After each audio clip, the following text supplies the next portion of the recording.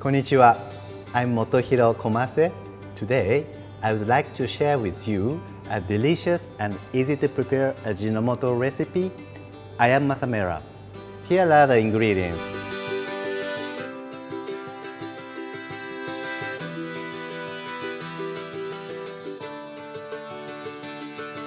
Let's get started by marinating your chicken with 2 mixed chicken stock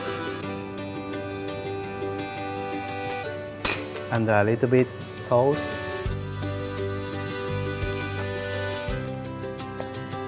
Let this rest off to the side for 30 minutes. Once it's done, heat up just enough oil to fry the marinated chicken until it's lightly brown on the outside. Set them aside for now. For the sauce, first blend the shallots, garlic, and ginger with water.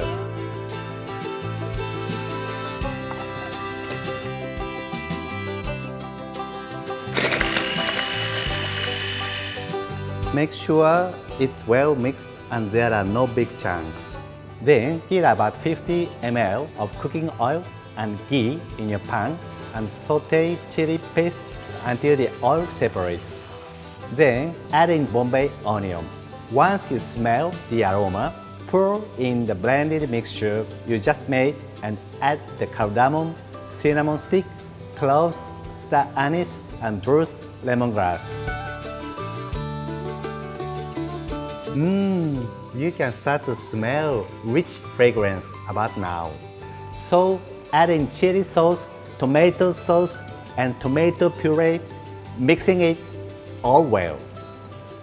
Once that's done, lightly stir in your evaporated milk. Check your sauce now to make sure if it's not too thick. If it is, add a little bit of water until you reach the proper texture.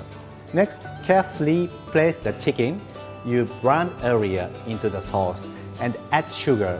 Mix well to ensure that the chicken soaks up all the flavor and is fully cooked.